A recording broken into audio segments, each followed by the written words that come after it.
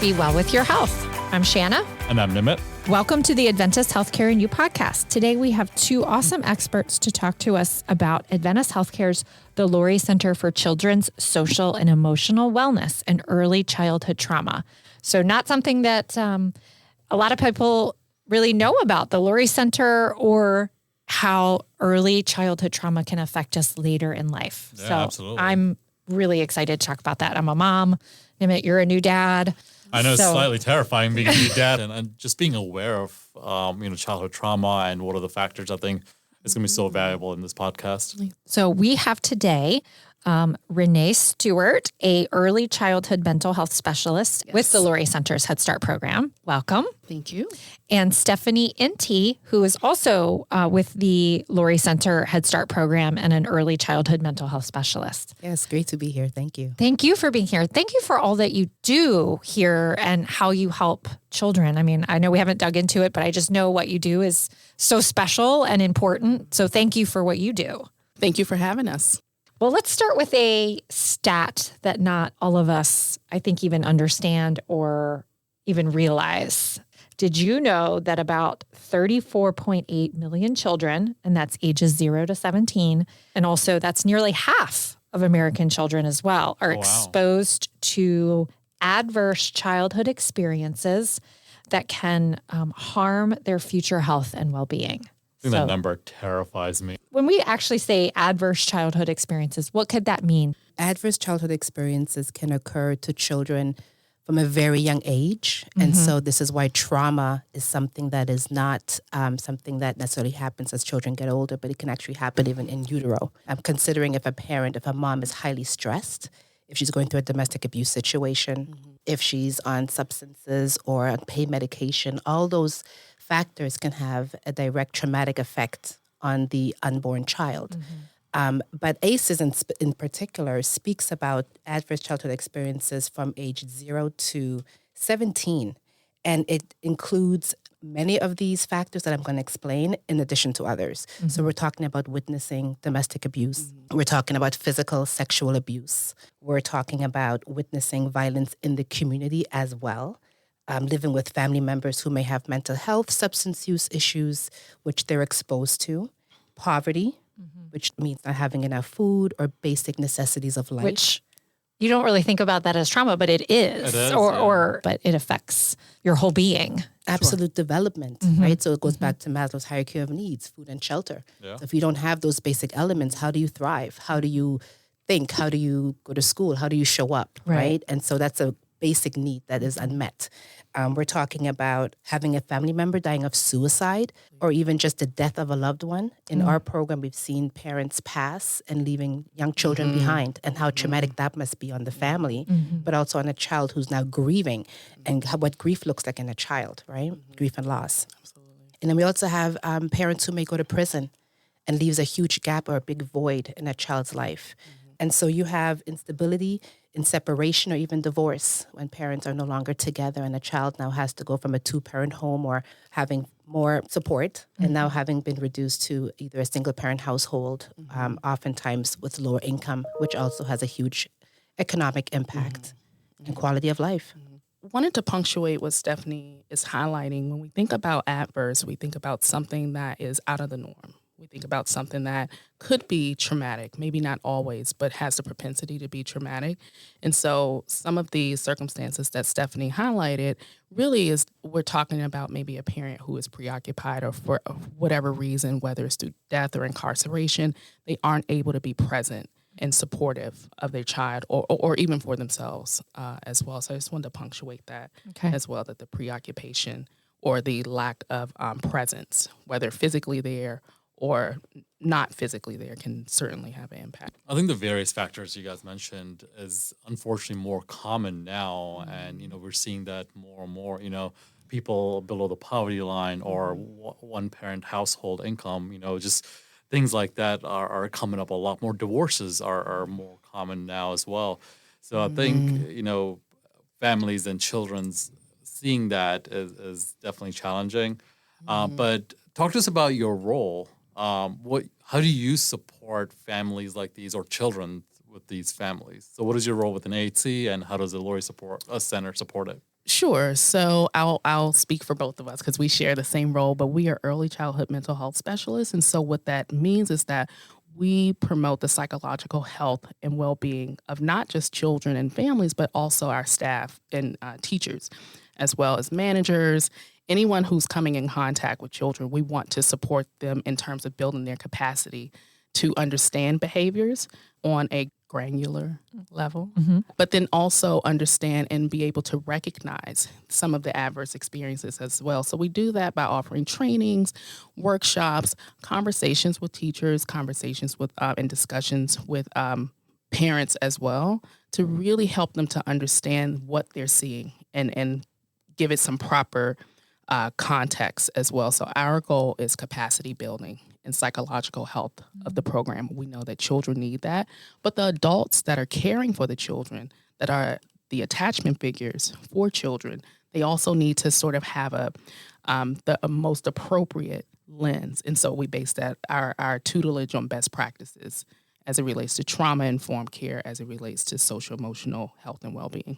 And I'm assuming that helps build resiliency as well and ensure that, there's so much thrown at the parents, the teachers, that they're able to make a logical decision based on the observations that they're seeing. And give their best to the children. Exactly. Yeah. And so much of giving their best has to do with if I personally believe that I can do my Correct. best. And so what would that look like for me as an adult so that I can properly care for the child?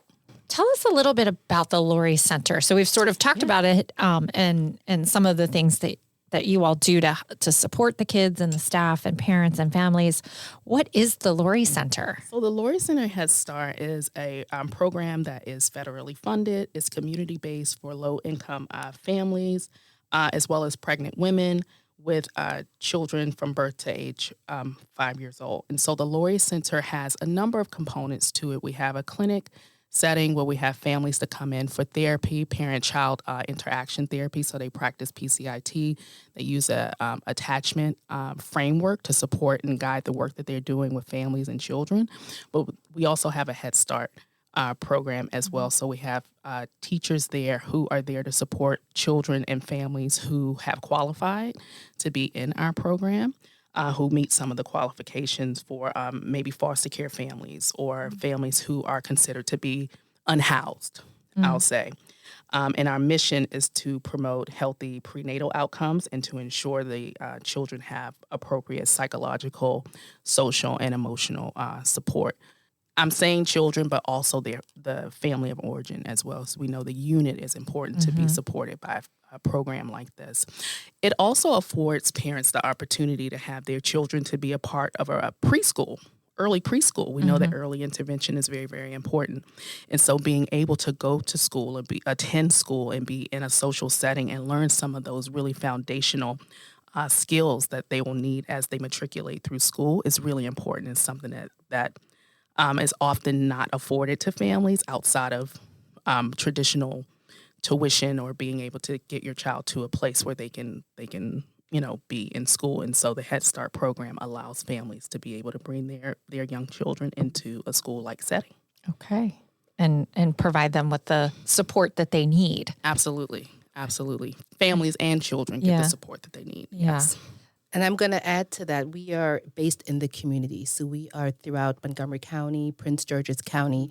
And so we serve a wide range of community members, particularly people of color. Yes. And so marginalized communities, again, those often below the poverty income levels.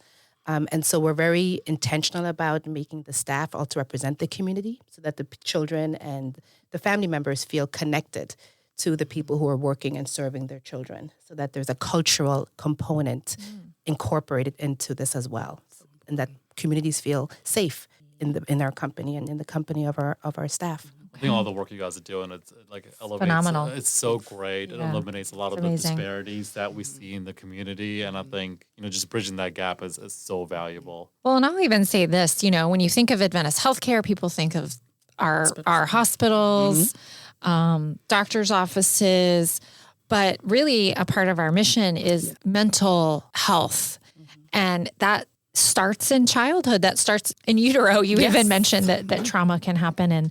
And it speaks to why these programs are so needed and valued is The fact that, when you think about trauma in adults and when we have trauma, how hard it is to process it. Think about how hard it is for children and how much it affects us later in life, and then how you can carry that through. So If I can add something to your point, in fact, ACEs are linked to chronic health problems, yes. mental illness, substance use problems in adolescence and adulthood. And so you can see how ACEs can also negatively impact education, job opportunities, and earning potential. But the good news is that it can be prevented. And what our program does is to mitigate the risks of these risk factors by having these protective factors in place to support the community. It's the work that you all do is so important to help these children and families. Families. Find their way. Find their way. So much of what we do has to do with the relationship building and building the capacity to manage the relationship. So that's even on a parental level. So we look at teachers as caregivers. We look at teachers, we look at the directors of our center or our leads of our center as attachment figures as well.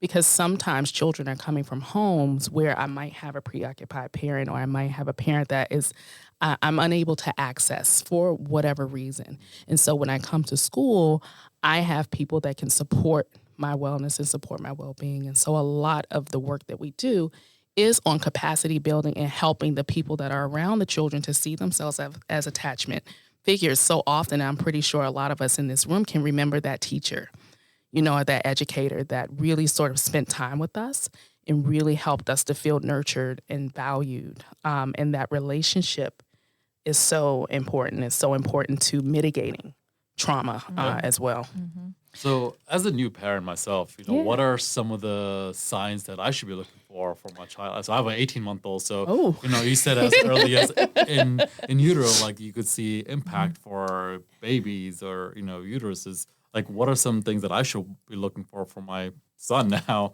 that I may not be aware of? Well, congratulations. Thank you.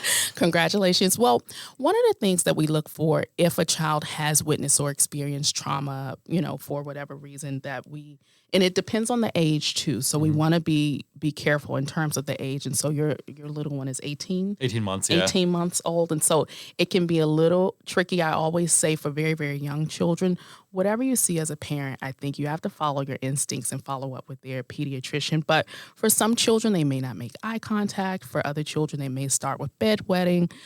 Some may have changes in their mood, sleep patterns, anything that is a change from the normal, what will be outside of what you would consider to be normal for your child. Yeah. You want to highlight that and bring it up. It may not mean that anything is wrong, perhaps, but it could, and we don't know. So any slight changes would be considered something that would be viable and a need. So maybe easily startled. I may have mentioned this, not making eye contact as well. Maybe they're not saying as many words as they need to say. There is a connection between trauma and language as well. That trauma it could even take away the language and promote some regressive behaviors in a child as well. So if you notice that your child is regressing, perhaps they were doing well saying a couple words or however many words they need to say, 50 words, 100 words, and then you notice that it's starting to scale back for some reason. Right. It doesn't have to be traumatic. It could have just been, I don't know, something that has maybe a little hiccup or a change in the environment perhaps. But highlight those things to your pediatrician. I always tell parents that nothing is too small. Yeah. And nothing is too small. You spend a lot of time with your child. I sure do. Rely also on the resources that you have. So if your child is in school, ask their educators, ask their teachers and say, hey, I've noticed this at home. Are you also noticing this in the classroom? They may say yes or they may say no. So I would say, of course, you all have heard the term that you are your child's biggest advocate. You really, really are. If you are seeing these things in your child, what advice would you give to a parent or a family member who might be hesitant or afraid to ask these questions, just don't know what resources are available, or maybe you just don't realize what's happening and you don't know where to go? So what advice do you have for parents that are interested or want to seek advice? Okay. Well, I would say first we have to normalize the conversation about mental health I agree. and trauma, Yeah. right? Yes. And we have to make it a conversation that is not rooted around stigma or shame or guilt. right? We need to be able to come to the table and have an honest, non-judgmental conversation with parents. So, and take the shame out of it. We're having a conversation about your child's development. You've noticed that when we talk about mental health or trauma, it creates a reaction very different than if you had a physical ailment. You naturally take your child to the doctor if something is wrong with the child physically, or you have concerns about their physical well-being. It's not the same when it comes to concerns about behavior and mental health. It comes with a lot of stigma, a lot of criticism, and I think people themselves feel a sense of they've done something wrong. And so it becomes a personal, internalized sort of feeling. So first of all, normalize the conversation. Take the shame out of it and let them know it's okay to have this question, to have these conversations, and that no one is going to judge you. Because we also know that the earlier you get help for your child, the better the outcome, right? And that's what early intervention is about. So when you prolong an issue, the child suffers unnecessarily. You as the parent suffer unnecessarily because you're worried. And also the child is not able to cope with what's happening. And I think that's when trauma really sets effect, when the child's coping mechanisms are not enough to deal with what's happening. And so you as the parent are in a position to help guide that child through different supports, through whether it be developmental pediatrician, whether it is working with a behavioral specialist, whether it's working with clinical social workers like Renee and I, at least assessing the issue and a better understanding what is behind the behavior, because we know all behavior is communication. So what are they communicating through their behavior? And when you don't ask those critical self-reflection questions, you're often left without knowing, and that's where the fear comes in. When you don't know something, you're afraid of it, and you tend to avoid it. And so just to kind of validate their emotions, validate their fear, and talk through what that must be like for them, but offer that support. And oftentimes it's holding their hand through the process, wouldn't you say? I would say, and I think that a lot of parents don't want to be talked at, they want to be spoken to. You know, I think it's important to hear what their fears are, what are your concerns, and like Stephanie has said, and I'm going to punctuate, to really validate that. But also, what we also like to help parents to know is that, you know, when you pose questions to your child's pediatrician, when you ask friends, hey, you know, is your child doing this or that? When you start to sort of wonder about what you're seeing, that can really open the doors to even validate what you are also seeing. Because I think it can feel really lonely and really isolating if you feel that this is only my child. It must be something that I'm doing wrong. And I know it's really hard to maybe take that first step, because maybe in some ways that's admitting that I'm not the best parent that I thought I was. And it's really not admitting anything. It's just saying that, you know what, I am a good parent because I'm good enough. That I'm going to ask the questions because that's what parents who want to know do.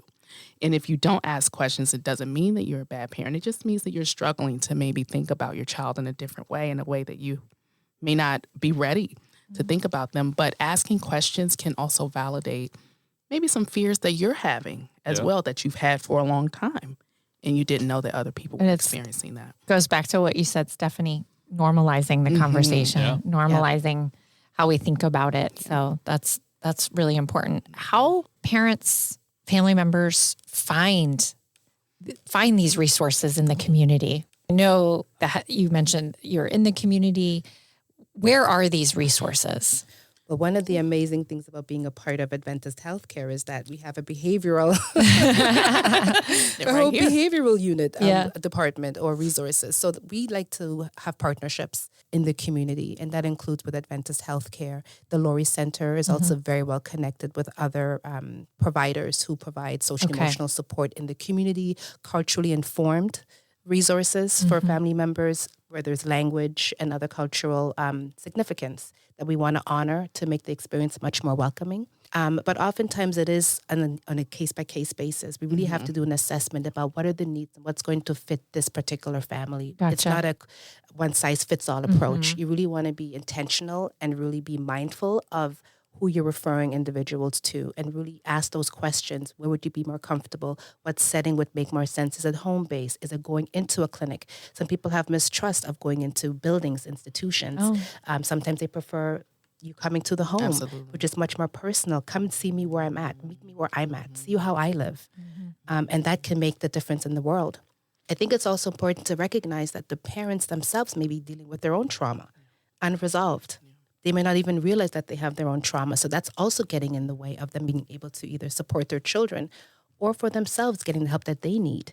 Because in order to be strong parents, you have to also deal with your own stuff. You have to be able to have that reflection and say, I need some help myself. And so maybe I've experienced some acute trauma in my own life. Maybe I've had some intergenerational trauma that often comes from racism, discrimination, and other things, which is, by the way, another one of the ACEs. Yes. Discrimination. Right? And so if I've experienced discrimination and now I'm dealing with that and I've harbored that inside of me, how am I showing up for my child? My triggers, how do I cope? And so being mindful of what I need as much as what my child needs oftentimes takes a parallel process. Absolutely. Right? I find that when we start there and when we open up the conversation and asking parents, what kind of resources would be helpful to you, so much of what you just spoke about, Stephanie, comes out about my own insecurities around my own struggles and how oftentimes parents might even have resources, but I'm struggling in some ways, so I can't see my child, that I can't see what they need because I'm only sort of focused on my needs. And it's not intentional oftentimes.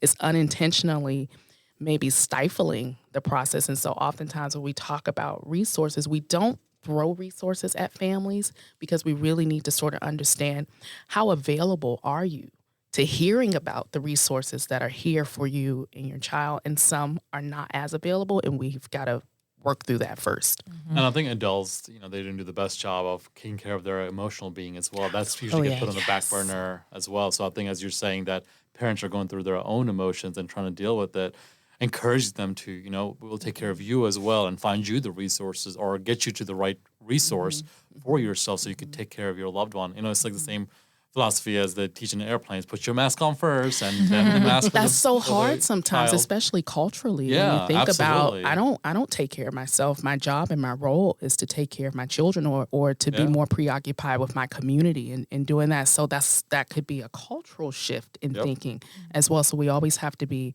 mindful of that Stephanie and I in our program are the hands for our parents. And by that, I'm using circle of security language where we talk about attachment and relationships.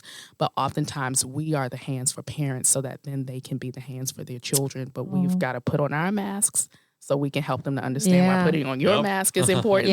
So that, Yeah.